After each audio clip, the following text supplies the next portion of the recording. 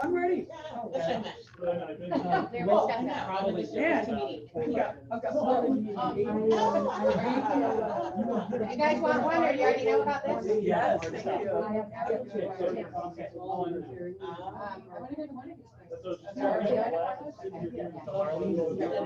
You had literally, you were just. It was, yeah, so it was, a lot of people want it recorded because they have like inspections and stuff. Okay, so, but how do I, can I get an MLS? I think it was like 9. I'm not gonna share I'm this. I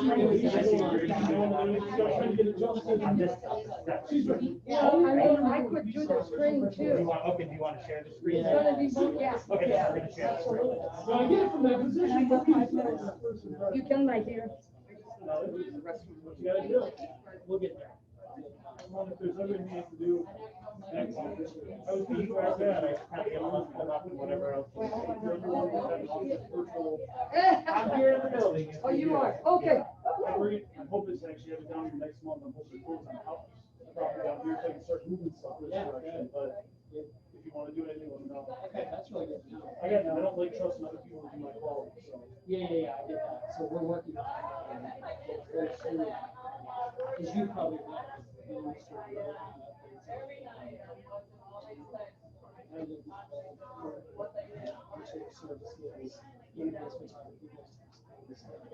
Well, that's why I always had a hard feeling passion for being this industry. I've just incorporated it. And then about a year and a half ago, I bought the camera because I saw the way the market was going.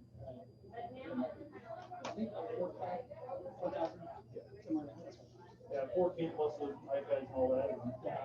So that's actually the big, now we're doing, they come out with another version. I'll pick up one location, one for the other. That's awesome. The hard part is trying to train somebody to run on it.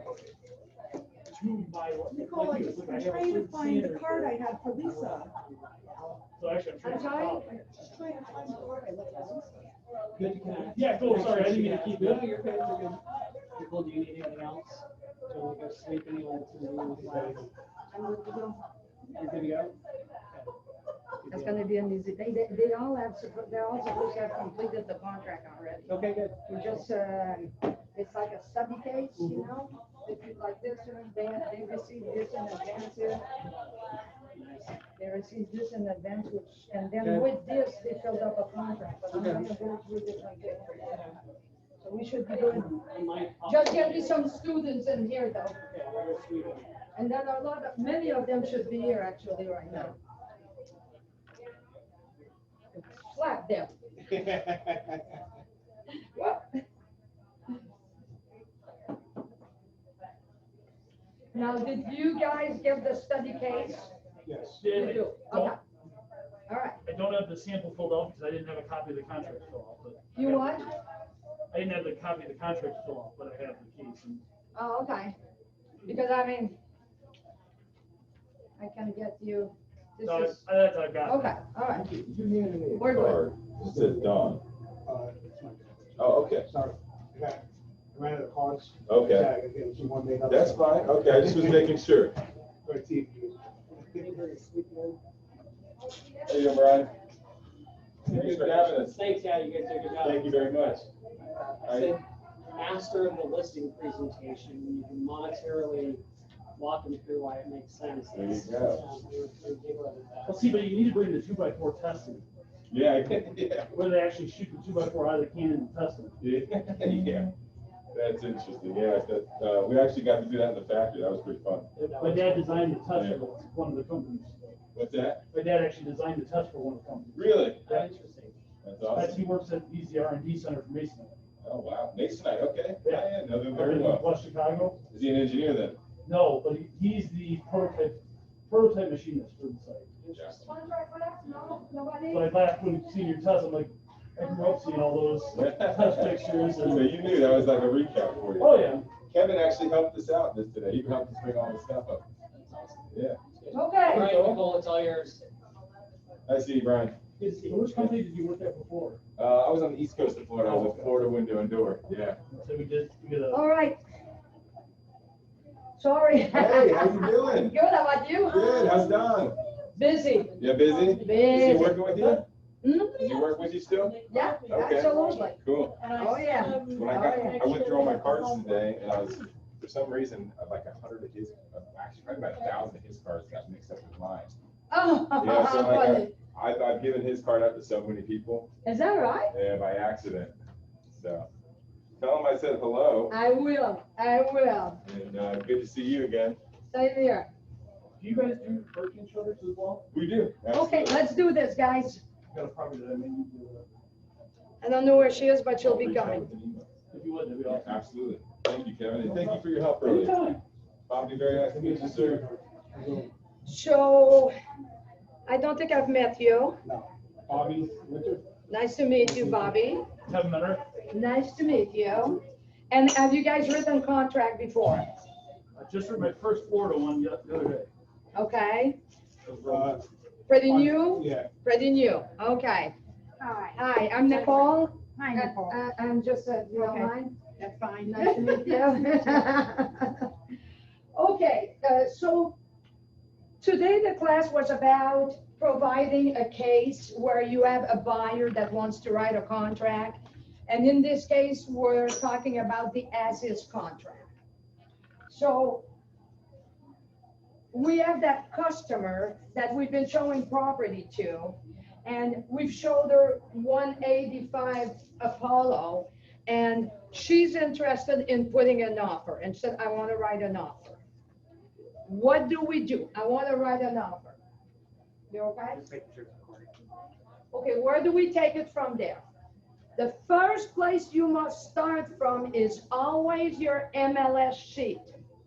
You need to take the time to look at the details that are given to you right there. And you need to be able to look at, is there information that you must pay attention to that must be in the contract, okay? So we're gonna look at this one here. So I'm opening it up. And I'm gonna go through this. The first thing that I'm looking at all the time,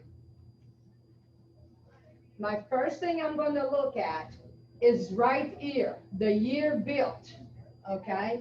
Why am I gonna look at the year built? Anybody knows why, what year it was built is important as far as contract? I'm sorry? Lead disclosure, exactly.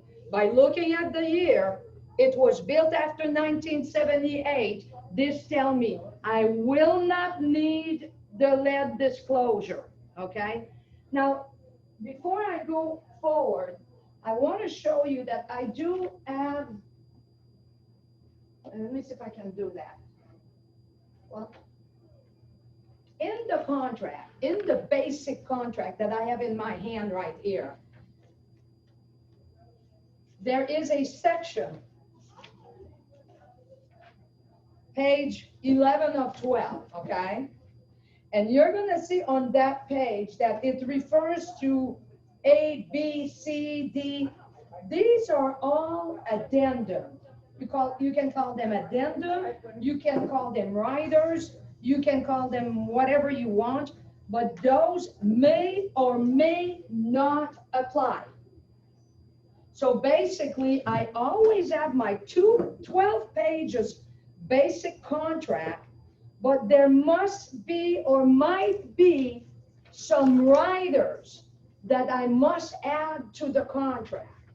So when I'm looking at the year built, right here, if it was built in 1978 or before, that would tell me right now, not only I'm gonna need the 12-page contract, I will need the lead paint disclosure.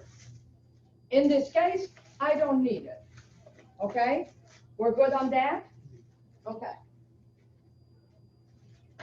Then I always pay extremely attention to everything that's been written here, because I might miss something that is not in another field. And actually, in this case, the first thing that I'm seeing is turnkey furnish. This home is being sold turnkey furnished. So that means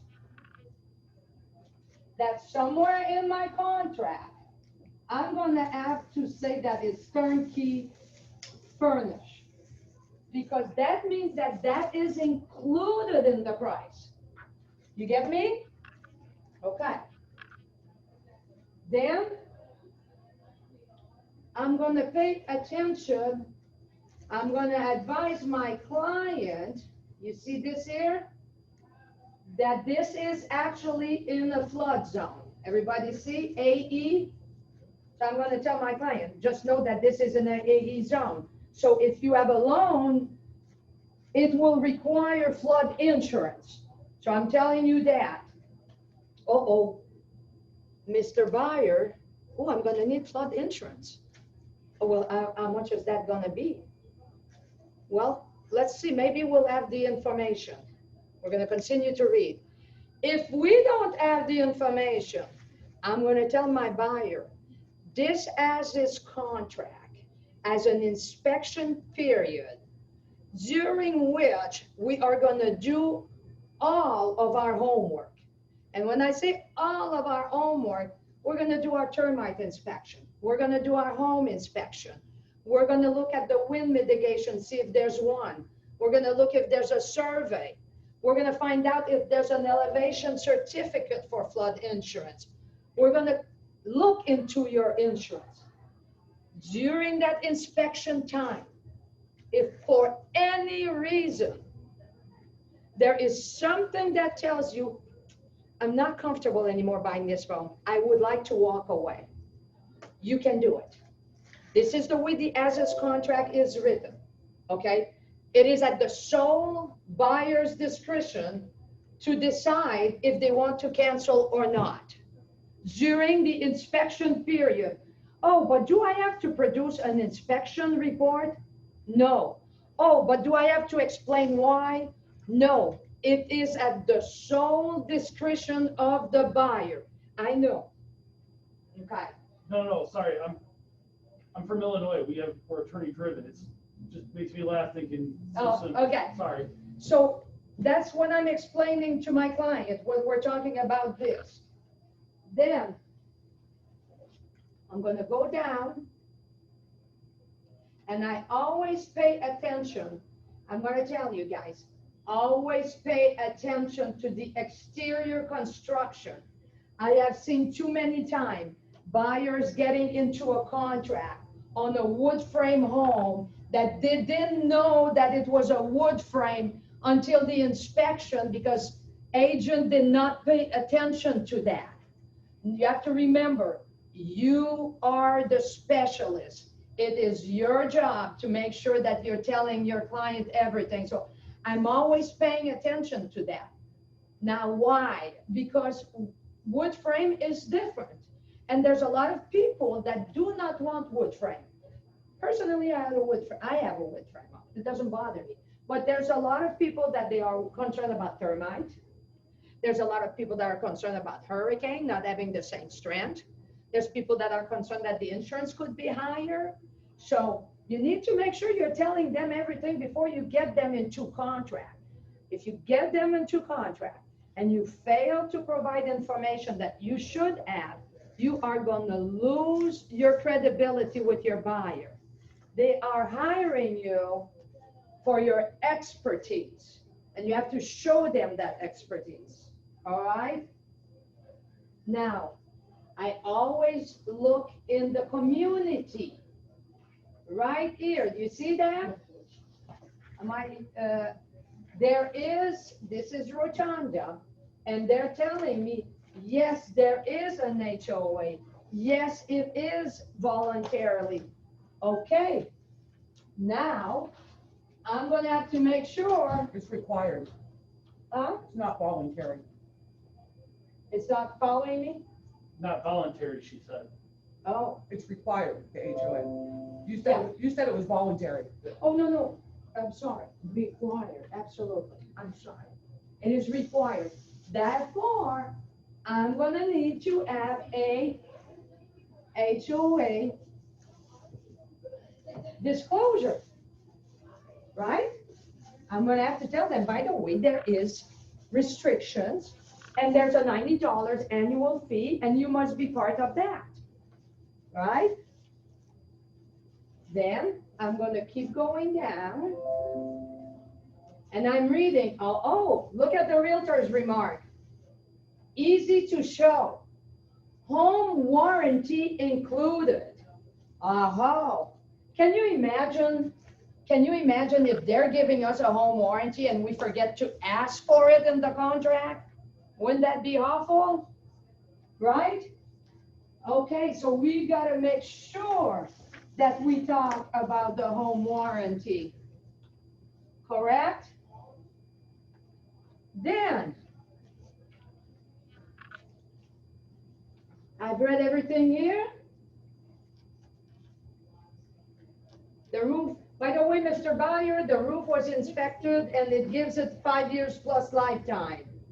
And by the way, if you would like to add a pool, they're disclosing that they have an estimate of $43,000. I'm telling all this to my buyer, right? Everything that I can find here. And then I'm moving up and we see the little attachment here, right? I'm gonna click on this. Thank God we have an agent that does their homework. They give us the information. We don't have to find it. So look at this.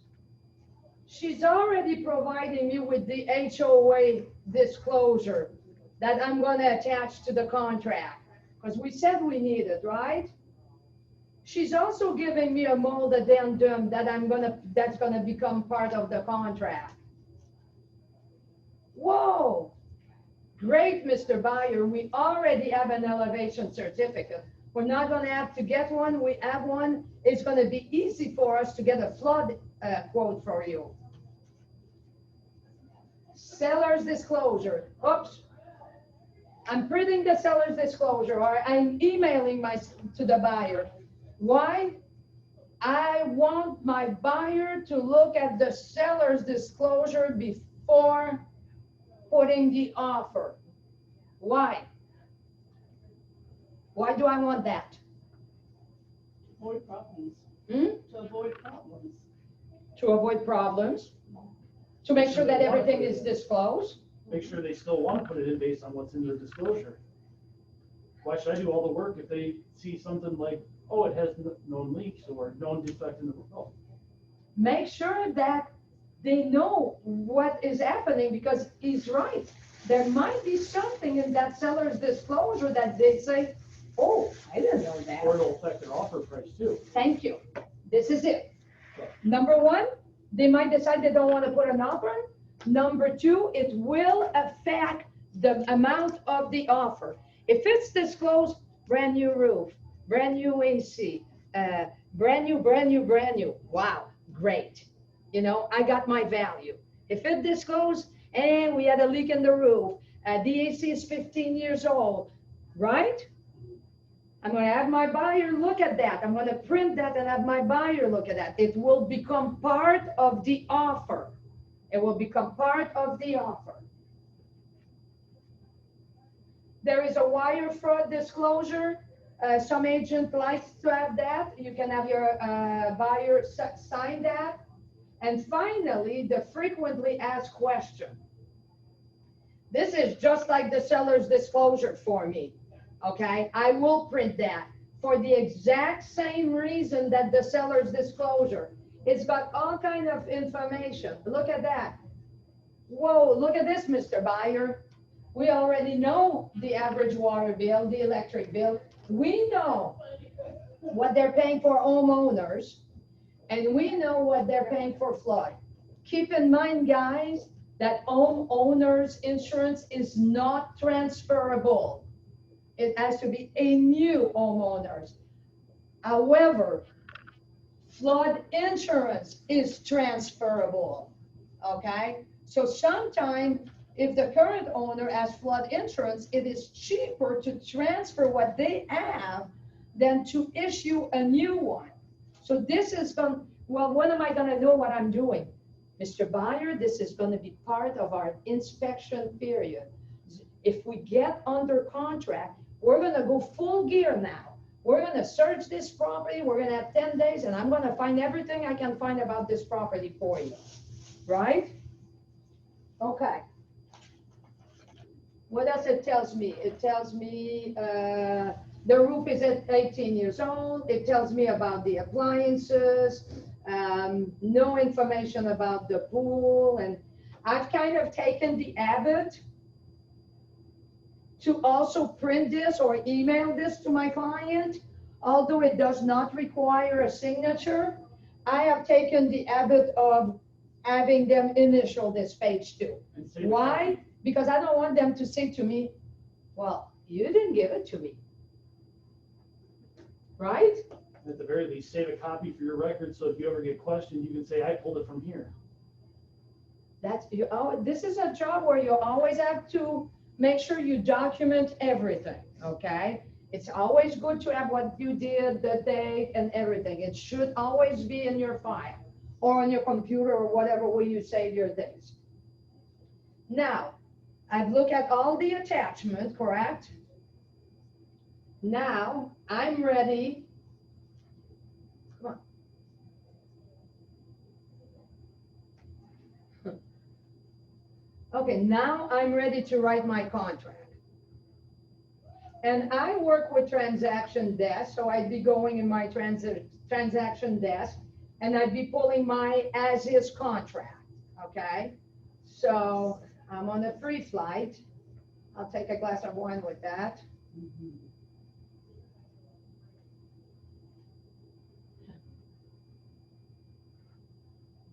Maybe a couple glasses. Hmm? Maybe at this rate, a couple glasses. It's go. Okay. So, okay, it looks like I've already worked on this. So this one must probably filled up. So I'm just gonna add, yeah, I'll go there. Okay. So when I get into my contract and I have items that I don't want to forget, sometimes I'll just go and plug it in right away in the contract, okay? Now I'm gonna bring you to this here. Now I have all the information from the agent. I know I need an HOA disclosure, which they're provided. I know there's a home warranty. I know that I have a seller's disclosure to get signed. I know I like to have also the frequently questioned completed. So this is where I am, right? So, Mr. Buyer, I would like you to tell me under what name you would like to take ownership, including middle initial. When I'm asking you, Mr. Buyer, is what do you want to appear on the deed? Here, this lady, her name is Jean Smith. No other indication in the case study, okay? But Mrs. Buyer, Mr. Buyer says to me, oh, under what name? That's a good question because I'm not sure if I'm going to put it in my trust. I'm not sure if I'm going to create an LLC. I'm not sure yet under what name. Oops, not a problem.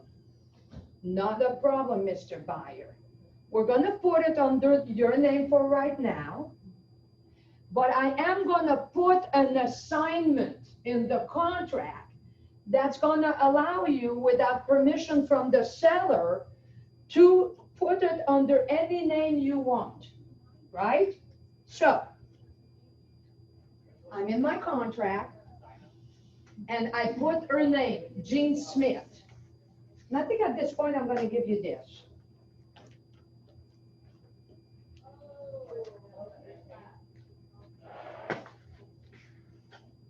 Anybody that is online can receive it via email. I don't know if I have people that are watching. This girl is not to technology. Okay. Now, when she tells me this, the first thing I did is I wrote her name, Jean Smith. You see that? right there. And when she said, I'm not sure, I went to page,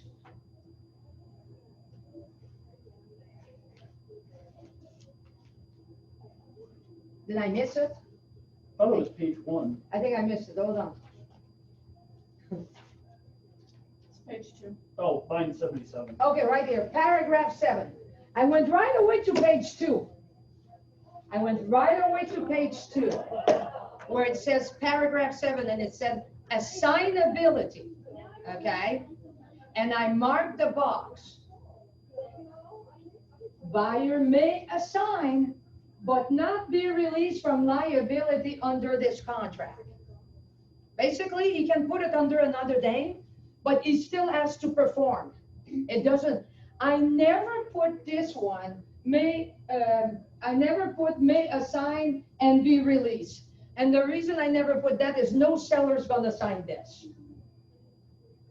They're just not gonna want to sign this because they really have a contract that could be assigned, and then if they don't perform, they have no recourse. So I always put may assign but not be released, never have a problem. If he decides to put it 2 days before in an LLC or anything like that, he can do that. So first question, when you're writing a contract to your buyer, under what name do you wish to take ownership? And explain the assignability if necessary. I have taken the habit to always mark this box now, because I find out that sometimes people, you're explaining to them, but at the time you're writing the contract, they get a little bit confused. And this way, they have the opportunity to do it if they wish to. So I always mark that, okay? And I always explain to them they can change. Then,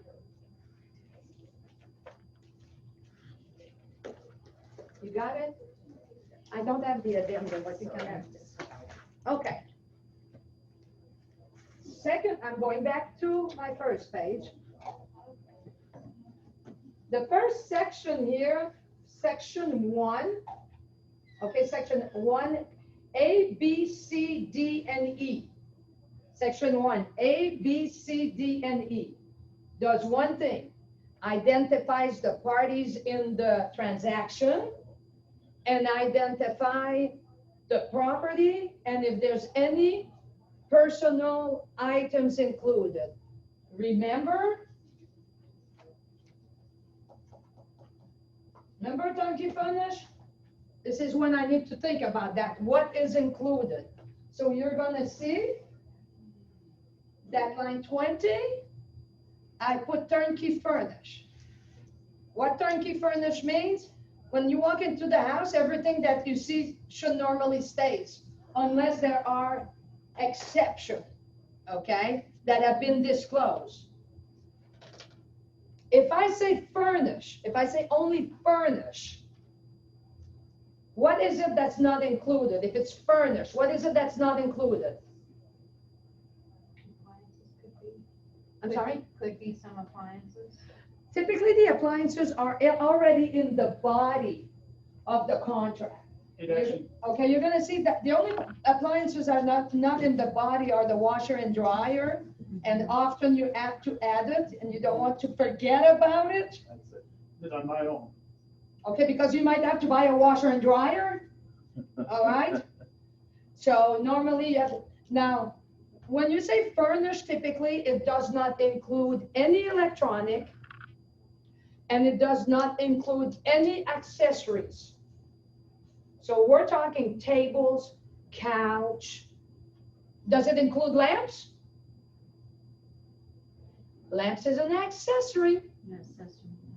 We are talking furniture, dressers, tables, couches. That's furnish. That's turnkey furnish is everything. I noticed in the contract, it says Disney items and the planters will be included in the price.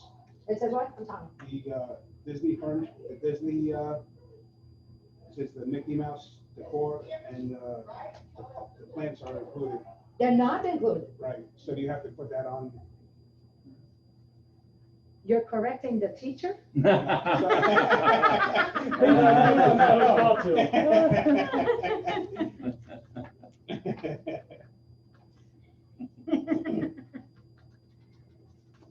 Funny.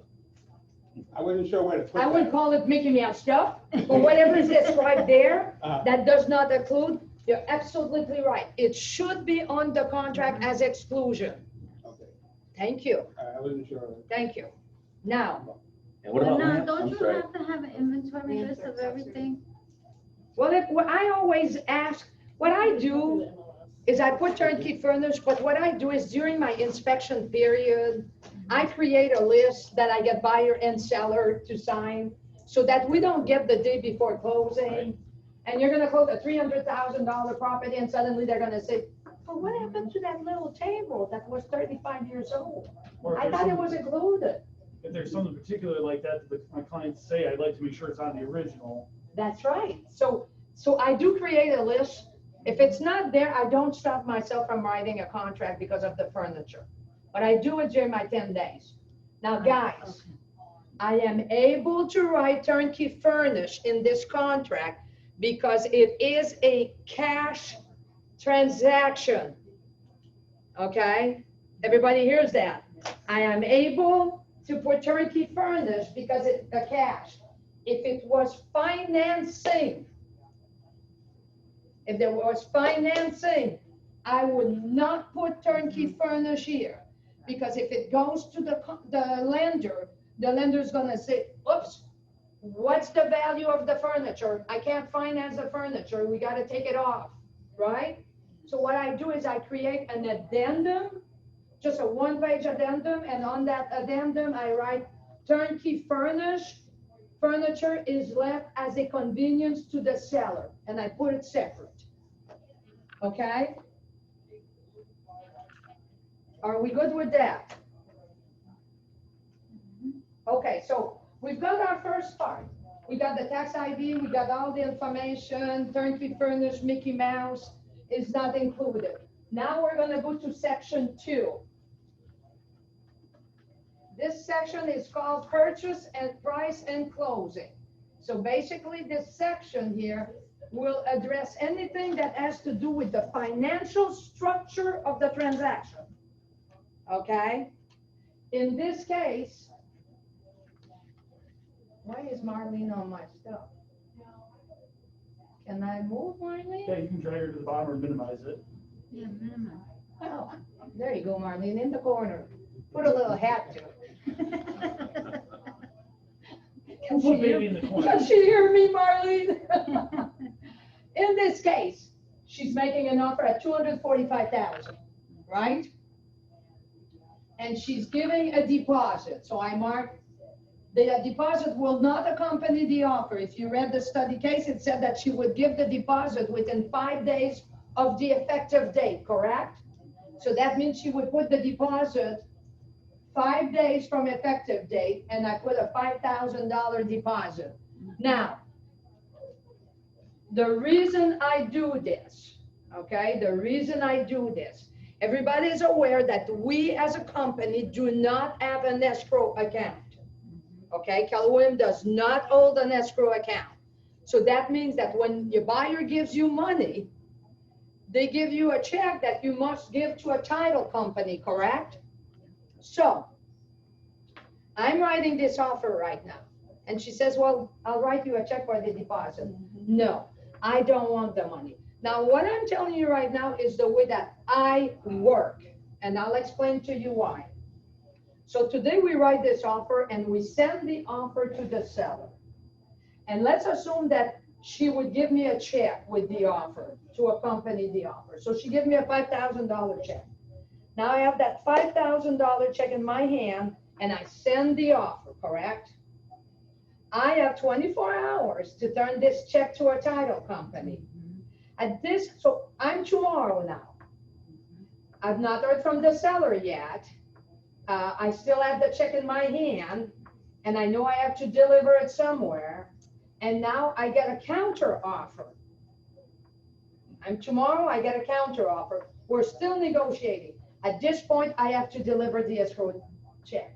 So I'm bringing the escrow check to a title company that I normally work with, and I said, can you hold this for me? I can't hold it, right? Mhm. This deal goes nowhere. We've been negotiating, it's been 3 days, 4 days, and boom, it goes nowhere. I've given the 5,000, right? Just happened to me last week. I've given the 5,000, and the deal goes nowhere, and my buyer says, I want to put an offer on another house, I need my 5,000. I call the title company, and what do the title company tells me? It takes 10 to 15 days to clear a check, ma'am. I can't give you the 5,000 right now, you're gonna have to wait. My buyer goes, what? I want my money. It went to my account. Well, so I do not take any more escrow deposit with the contract. I put normally, this case, we put 5. I normally put 3 days from the effective date, meaning that Mr. Buyer, the buyer comes and says, I'm not giving you a deposit. Mr. Buyer, you're not gonna have to give me a deposit right now. You're only gonna give me an escrow deposit once we are in contract. Once buyer and seller, we've all accepted the terms, we are in contract, then I'm gonna request the escrow deposit to be delivered. And most people appreciate it, at least in my experience now, because most people don't carry checks. They have to go to the bank and get a check, cashier's That's check. right, yes. No, I go like that and I never have issues, okay? Now, in this case, there was no financing, so I don't have a financing amount here, okay? But just so you guys know, if there was financing involved, I would not put an amount. I would put a percentage. And the reason I do that is that if the figure up there change, I don't have to change this. You follow me? If I offer 200 and I'm financing 80% and I put 160,000 and the offer changed, the financing amount changed. But if you put 80%, it's 80% that they're financing. So I like to use the percentage. Are we good with that? That's good, yeah. Stop me if you have questions, okay? Just stop. I think that she said that, I think we asked an answer by the 9/16. That was our deadline, right? And we want to close on October 28th. Yes. Now, make sure, guys, that you look at the date. Don't put Saturday and Sunday. Okay, it will go to the next business days, but it looks odd that a realtor does not look at his date and say, we're gonna close Sunday morning. She just had the seller's agent telling she wanted to close November 1st. I trusted that she put in a weekday. But, It was something like, yeah, so you gotta check that, you know, I mean, make sure that you check on that. Now, are we good with the first page? Just so you know, once you're through page number 1, you have almost put all the information. That's as easy as that, all right? Then,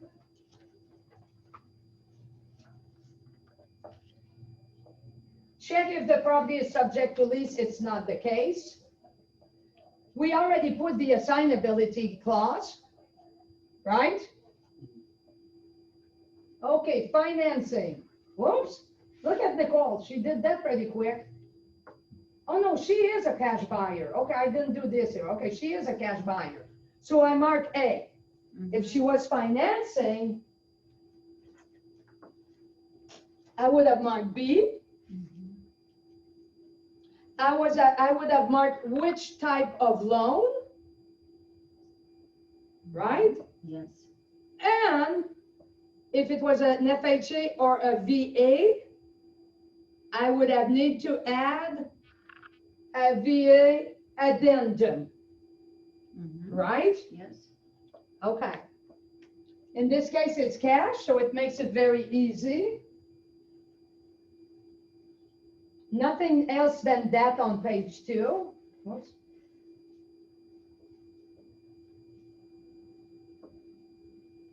Okay, title evidence. Okay, I'm here. Who will pay for title? In this study case, we said seller, so I marked seller. Well, what do you think? Should we put the seller? Should we put the buyer? They're gonna ask you that, you know? Well, what do you think? You know? Well, it's all, I always tell them, you know, the offer is like a globality, it's all together. I have to say that my habit is always to ask the party that I don't represent to pay, okay? The reason I do that is that if we negotiate, I don't want to go back on that. I want to go back only on the price or something like that. I want to establish, because if we offer to pay and then they come back on the price, I see that sometime buyer will say, well, if I have to pay more, then now I don't want to pay for title. So now you got to go back and say, not only that they want to pay more, now they don't want to pay for title anymore. So I always ask the other party to pay title. But I have to tell my buyer, who pays, pick.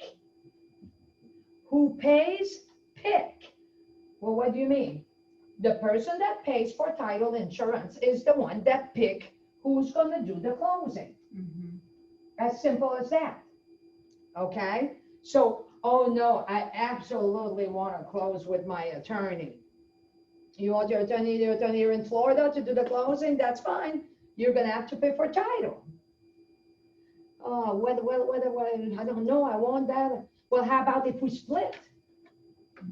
How about if we split the title? If we split, then you can say that you're going to pick. Because either or can pick. All right? So at that point, I would either probably go in the additional term. I would not put buyer or seller. And I would go in the additional term. I would take the exact verbiage that is here. But instead of saying seller pays, I would put seller and buyer to split equally for the cost of, and I would finish with what's there. Good enough? We're good with that? So where would you put that exactly? I'm sorry? Where would you put that? Okay, I would go in the additional term. I'll show you where. Oh, okay. I would go in, right here, Oh, okay. okay? Sure. Marlene, you want to go in the other corner? You can minimize it too. I think she's tired of that part. Okay, we're here. Okay, guys, here we are. I better not forget, right? Seller is providing a home warranty, remember? That is in our study case. No. That is in the realtor's remark, that there's a home warranty provided. So did you mark the box, seller provides a home warranty? Right here. That would be paragraph 9E. Right here. Seller to pay for a home warranty. Right? Okay. Quick question. Oh, I didn't mark a box here. So you don't have to put, Yeah, The well, the cost problem is insurance. that she didn't provide the information in the MLS. Typically, I would call her and I would ask. okay. Okay, prior to put the offer, I would ask, which company did you already purchase it? Because sometimes they have a seller buyer home warranty. So, All right, great. otherwise you could, have already looked at one and you could decide to say 600, could decide to put that so that the seller know. Most likely they're gonna come back and tell us, right? And then I see I didn't mark this also. This here tells who pays the assessments if there's any special assessment. I typically mark the box seller prior, buyer after. So seller pays the assessment that are due prior to closing, and then buyer pays after closing. I didn't mark it on what you guys have in your hand. I forgot to mark that. So I would mark box A. Mark it on what I gave you, please.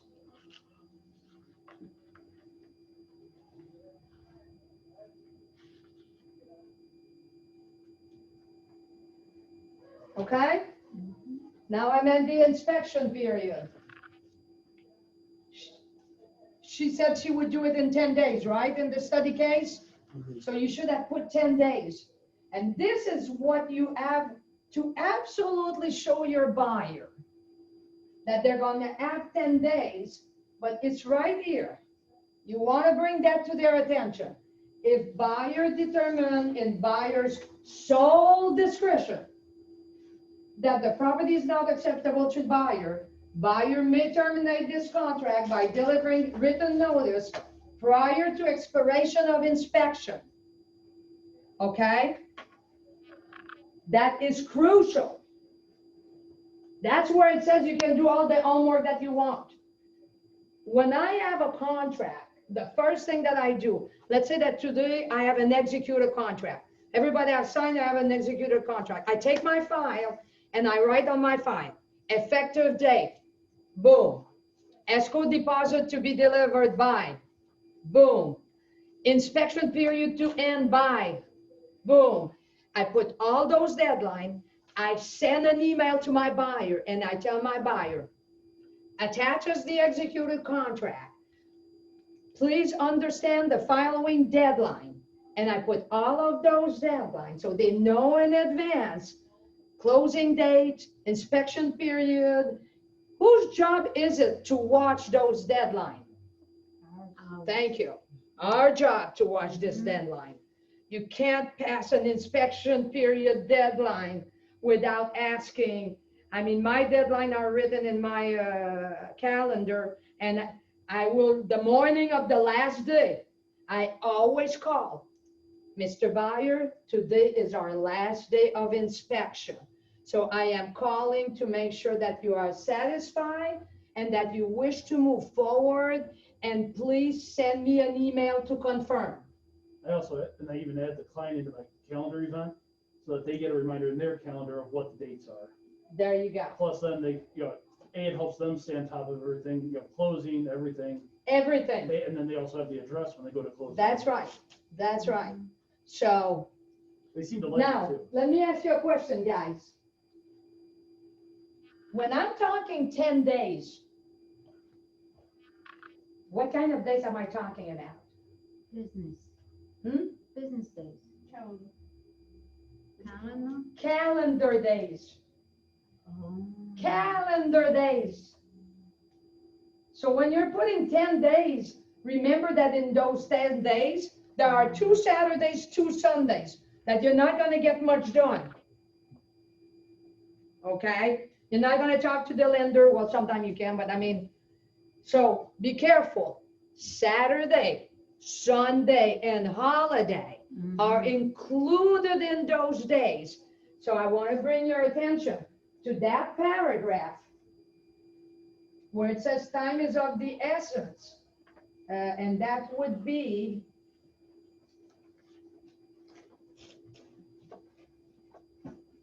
F, time. Oh, yeah. Okay? Yeah. Calendar days shall be used in computing time periods. Time is of the essence in this contract. Other than time for acceptance and effective date, which can be a weekend, okay? Any time periods provided in this contract shall end which shall end or occur on a Saturday, Sunday, or a holiday should be extended to the next business day's 5 p.m. Guys, an inspection period, a financing period, an appraisal period, any other period than time of acceptance and effective date cannot end on a Saturday, a Sunday, or a holiday. So basically, it's automatically going to the next business days at 5 p.m. because the legislator that prepared those contracts, they want your last day to be a day that is a business day that you can finalize things if you have to. So if my contract, in this case, I said in this contract that the effective date, that case study says that the effective date. Oh, I asked a question, when is the effective date?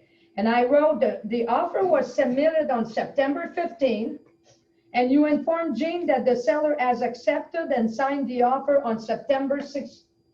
I said 15, 16. So your effective date is September 16, right? So that would be my effective date. Everything is now going to start from September 16, everything. So if I have a 10 days period. Is the 16th considered day 1 or day 0? You don't count the 16th. Okay, so that's day 0. Okay, so when I start counting my days, I'm going to do my 16, I'm going to do 1.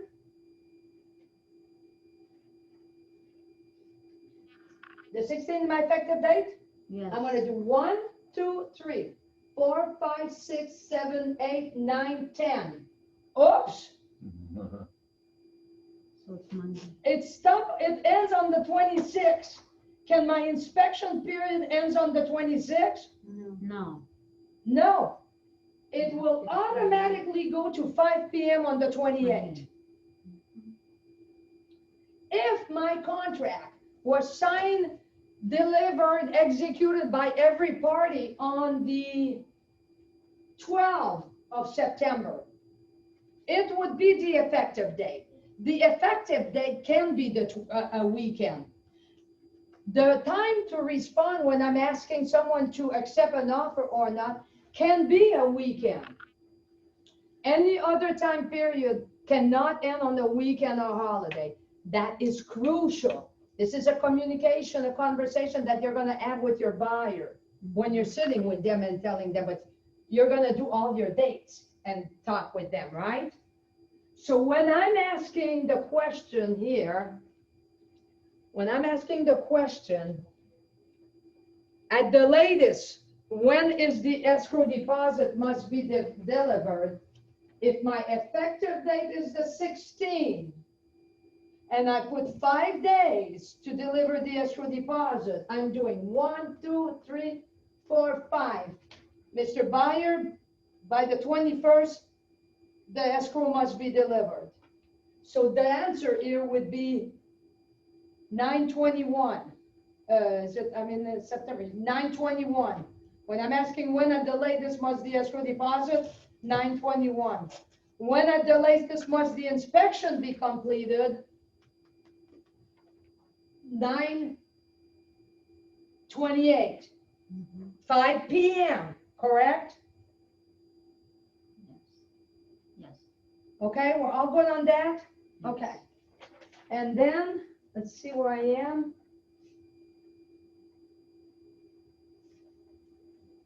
Oops. Why isn't this going? Okay.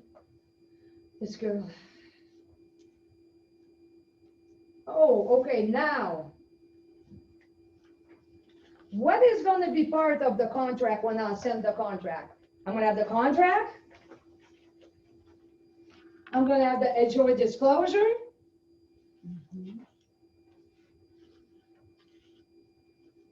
Oops.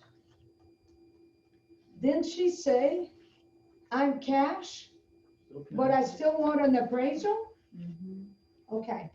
So know this, when there is financing, the appraisal contingency go hand in hand. You don't need to add anything. So if you have a buyer that is financing and they say, I want to make sure that it appraised, don't worry, the lender will do an appraisal. And it must appraise for the lender to approve your loan, okay?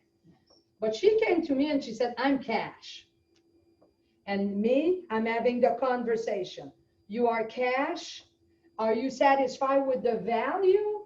Because cash, you don't have an appraisal value. Are you good with the value and you don't want any appraisal? No, I don't want any appraisal. I'm good, blah, blah, blah.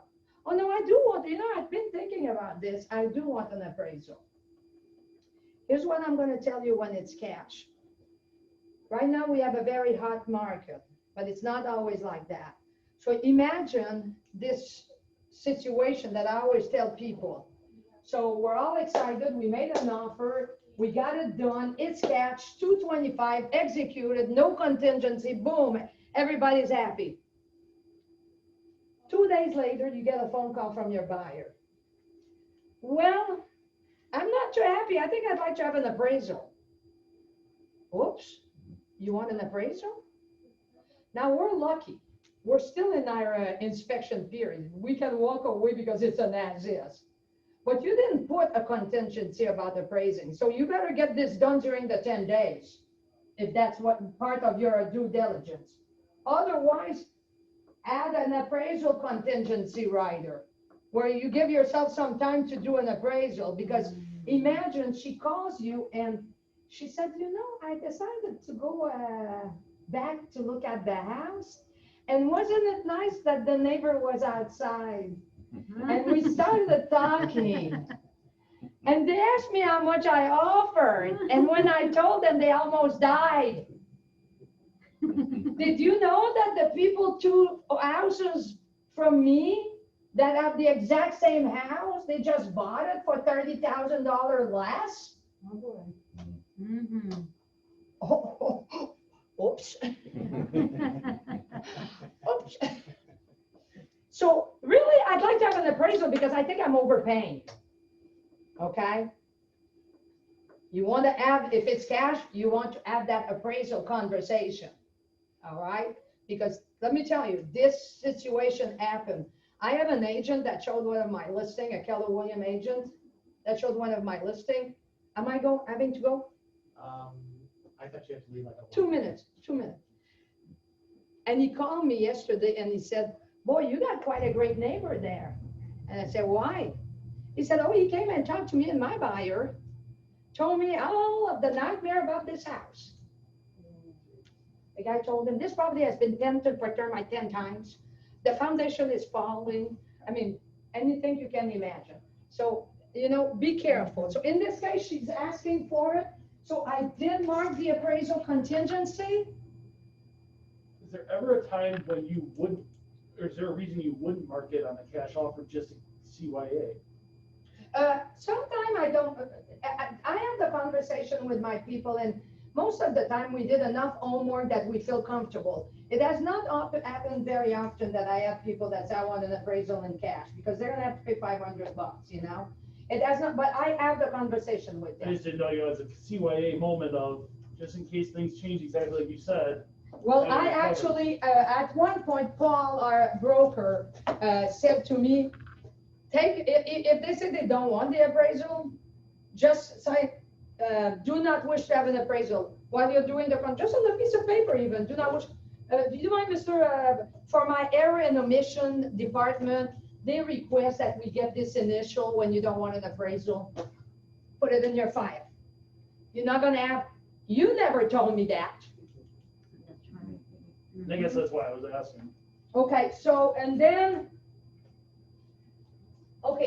that's it. So what do you have in your hand? You have the 12-page contract we just signed. We just finished. Mhm. You're gonna attach to that the seller's disclosure.